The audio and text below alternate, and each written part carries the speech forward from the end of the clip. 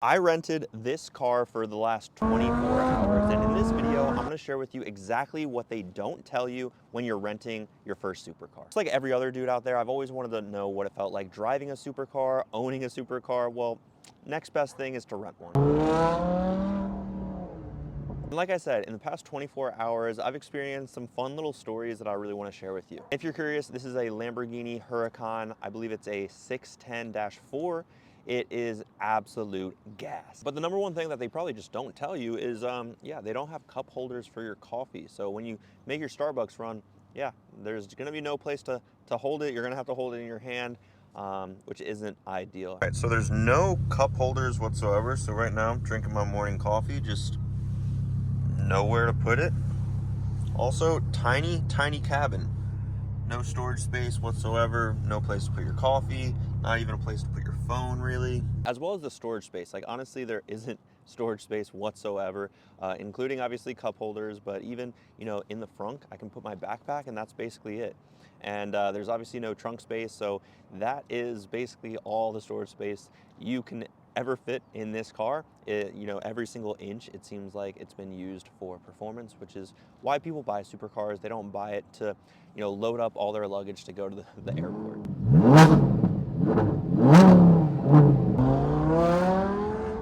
Also, another thing that they don't tell you, if you're over like 6'1", you're gonna have a hard time because basically the wind is gonna be grazing the top of your head. Ooh, let's get it.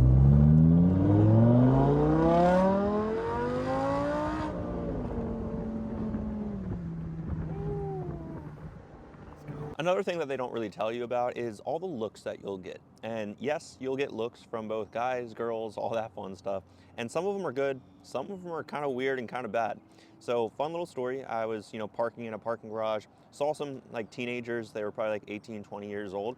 They were giving me thumbs up, they were taking pictures, videos of the car, and I was like, okay. And that was also the first interaction, so I kind of thought it was weird. But beyond that, and beyond like simple thumbs up that I'm, driving past someone on the highway, other stories were kind of interesting, and all within 24 hours. This happened kind of twice, right? So number one, there was a homeless guy asking for a $50 bill, and he would settle for a $20 bill, and I was like, okay, dude, that's kind of weird.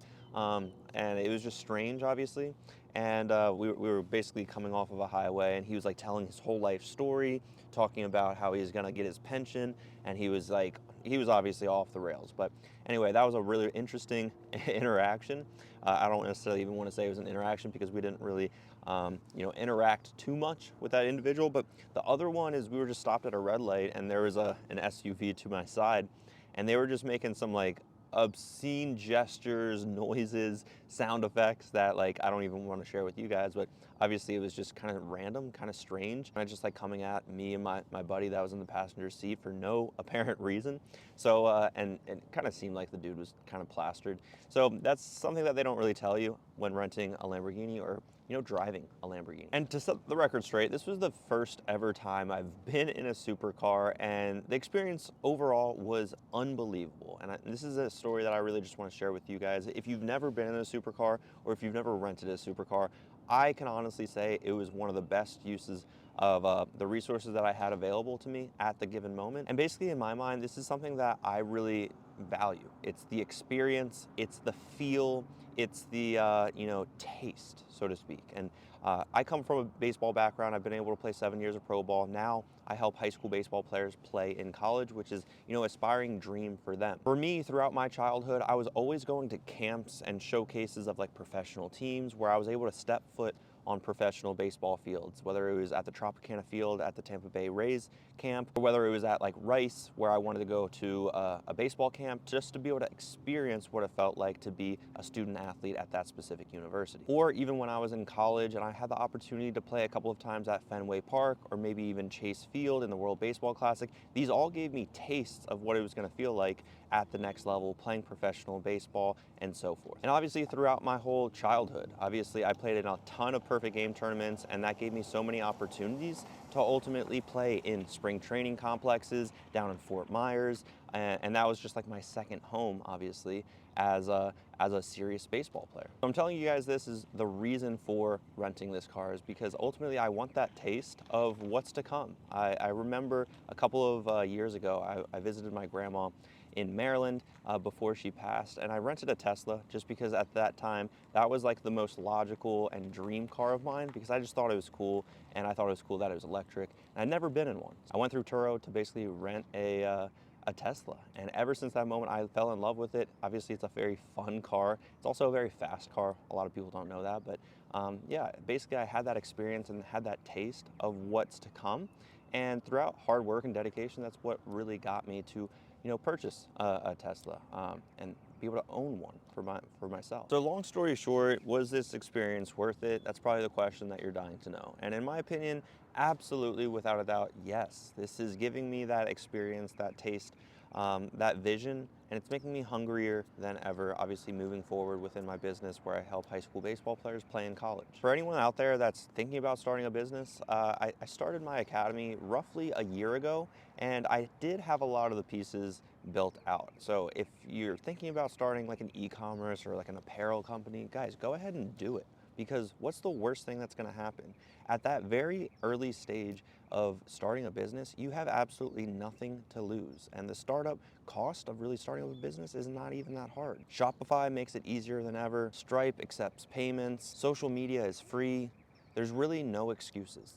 There's also YouTube videos out there that teach you how to video edit and how to do social media and how to manage a social media platform or maybe an account. So there's really no excuses. And I honestly can dedicate a lot of my learnings and findings through what I like to say is I'm a full-time graduate of YouTube University. YouTube has honestly taught me so much.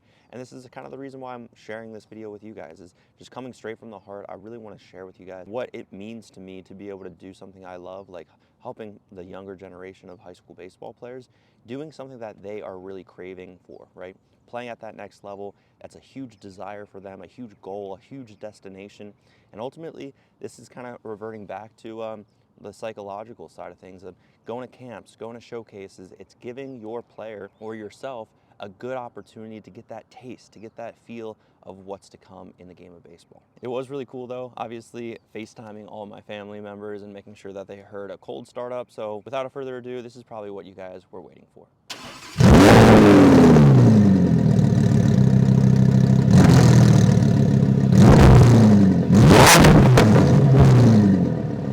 Question is, was it even worth it? Well, let's see. I mean, we're outside of the limited storage space in the frunk, as my Tesla at home would be called.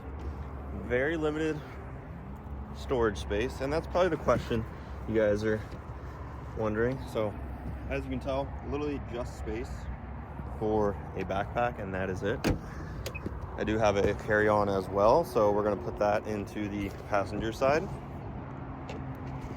And basically that's going to be my passenger princess over here to brunch. Again, for the limited space, that's what we're looking at. So just very, very limited, obviously, in that regards. Obviously, no cup holders, but without a doubt, this was an awesome experience. And if you know of any high school baseball players who are actually looking to play college baseball, who take the game serious, make sure to send them over my YouTube channel. Or if you are a high school baseball player or parent, make sure to subscribe down below.